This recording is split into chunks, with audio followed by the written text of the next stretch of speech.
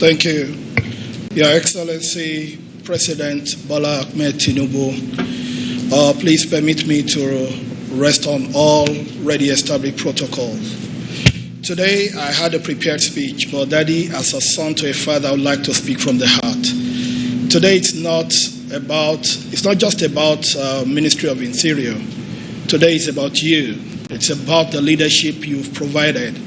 It's about the support. It's about the silent battles that you fought for a better Nigeria. It's about the inspiration. It's about the creativity. It's about what you've stood for all your life, transformation. What we have today, what we're celebrating today, I could remember the first time, 2023, when I went to see Daddy and I explained what we wanted to do. And Daddy just said, just make sure you make it work. And that's it. And we decided to run with it. Daddy, I just want to say thank you. And let me say what we're commissioning today, it's a very massive complex. Complex in essence that, number one, it's not just about immigration, because when we came on board, we realized that we're spending so much money in immigration, NSCDC, in terms, and different, and we're wasting billions every year. And we decided that why can't we create a center point where all of us can feed from? And let me copy the president, like he normally says, where it's like a big house, we're just in different rooms. So why can't we coexist? And we decided to come up. It started with an idea of a 1.4 petabyte. For any IT person, we understand that 1.4 petabyte is massive. But what we have today is not 1.4 petabyte. What we have today that he will be commissioning is 8.3 petabyte. That's one of the biggest anywhere in the world, right here. It means that may it be NSCDC, Federal Fire Service, may it be Correctional Service or Immigration, all agencies under the Ministry of Interior can work together in an harmonious manner, exchange information and data seamlessly, and at the end of the day be able to respond in record time to any emergency or security concerns. That's what we have been able to do. And also, part of what we've been able to do is that the President, being the chairman of ECOWAS, we decided that he has always stood, he has always fought.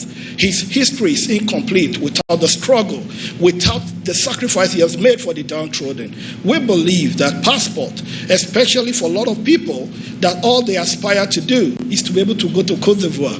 All they aspire for is to be able to go to Ghana for their business. All they aspire for is to go to Benin Republic. They might not be able to afford the little money for passport. Here we have a passport, an ECOWAS national ID card project complete.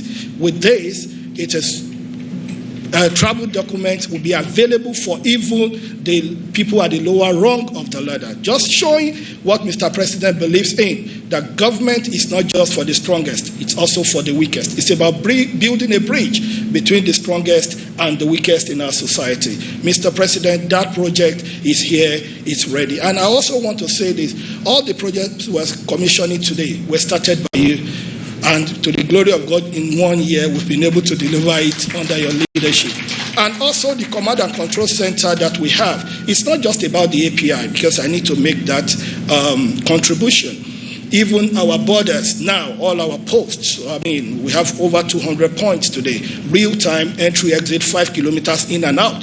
We are watching the border, we are getting information and to be able to escalate to the armed forces when the need arises. So there is real time. Even our marine border and all our air border, we are actually in charge of the border governance as we speak. That has been done. And also, I must also say this clearly, that the visa process, of course, because what we used to do before you came into office, Your Excellency, was a visa regime that was very discretionary, a visa regime that was not based on pre-profiling, a visa regime that does not deal with knowing the identity of people you give access to enter your country. But what we have built now, which is ready with its own data center, is a visa regime that's automated. You apply online, you do everything before the approval. It goes through the normal check that is automated, the I-247 watch list and everything, screens you, then approval is granted within 48 hours.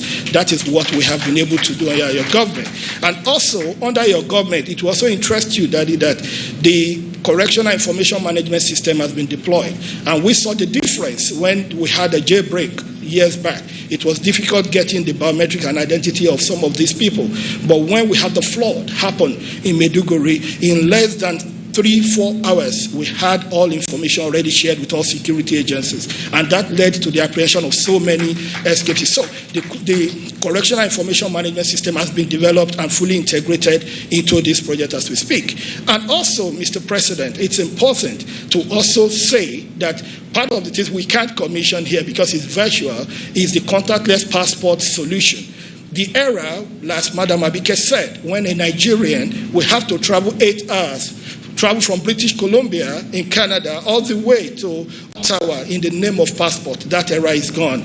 Because under your leadership, being in Nigeria should be about sweet experience, and that's what you stand for. So within the comfort of your house, we've started the pilot in Canada. It's going on in Canada. By January, we'll take it to all other parts of the world. You sit in the comfort of your house, you do your application, you do your contactless biometric, secured, and of course, you get your passport in the mail within 48 hours. This is what we have been able to do, to give sweet experience to Nigerians in diaspora. And the e-gate is not just about fashion. It's not just about ease of doing business. It's about security. And I want to especially appreciate the DSS for their support, because now DSS don't sit in front, they don't do all those things anymore. Now we are integrated. So once we pre-profile, we send to DSS, we share information, real time, we're working together, and that experience of people believing you're coming into Nigeria and you're like, oh, immigration is disturbing you, DSS is disturbing you, with this solution that I want to assure you it's gone, and gone forever. And also, I must also appreciate the NSA, because I know he's been very supportive in this project, and we're doing everything to harmonize all our interface in terms of security architecture together. I will also say the solar farm that we have here has a battery of about 4.1, 4.2 megawatt, which takes the whole facility, because we just thought this is the era of renewable energy, and we have to do something that's of global standard, because you have always charged us at various fora that a good solution is not good enough for Nigeria. The solution that is good enough for Nigeria is the best solution. And we decided to do an end-to-end integrated solution all the way from up to the energy provision, which we have done. So the solar farm is 100% ready, it's here, and it's been integrated to run the entire infrastructure. And also the human factor part of it, which is very fundamental, because you can build the structure, but how about the human element? What we've been able to do, we've trained 250 officers. As I speak, we do shift 8 hours, 3 shifts a day, which is 24/7. So there's 24/7 surveillance. And in the last couple of days, about 10 people on the wanted list, Interpol and etc., were apprehended in Nigeria due to this technology. Before your administration, those people will have entered Nigeria, those people will have caused terrorism and etc. But we have told them, under your leadership, Nigeria is a no-go area for any criminal element or anybody of interest anywhere in the world. That's part of what we've been able to do. But Mr. President, permit me to say this openly here. You have been an inspiration to me, and I'll say this. The biggest opportunity I've had in my life is to be mentored by you. You've been a mentor, you've been a pathfinder, and every day I sit down to talk. We disagree, we agree, you tell me, no, me this way. The vastness of your knowledge is unparalleled. And we sit down every day to learn from you. We go with a solution, proposed solution. We leave you with a refined and a better solution. All these things, I know how Daddy had input in a lot of these things. Daddy, I just want to say thank you. Being mentored by you is an opportunity of a lifetime. And whatever it is, in my career, in the annals of my career, I always tell you in private, I'm a product, I'm a direct creation of your political magnanimity. And this you have given to us by this project. I know how tough it was. When I had pushbacks, I went to you, I came to you, and you told me, Bumi, go do what is right. And we went ahead. And with that courage, we were able to bulldoze. This started over 18 years ago, and they were unable to sort it because of political will. It was your support that gave us that will. It was your support that gave us the courage. I only hope Nigerians will know the courage, the boldness, the audacity, the tenacity of the man they elected as their president. Mr. President, this is not as your minister to you.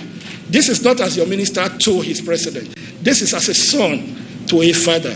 I want to thank you for the support. I really want to thank you for your support. And let me end my speech by saying this. I would like to adapt the popular saying of Genghis Khan when he said, if my body dies, let my body die, but let Mongolia live. Mr. President, you have taught us that we should fear nothing. Even if our body dies, let it die, but let Nigeria survive. In our quest to hand over a banner without stain to generations yet unborn. Mr. President, this is all about you. God bless you, Mr. President.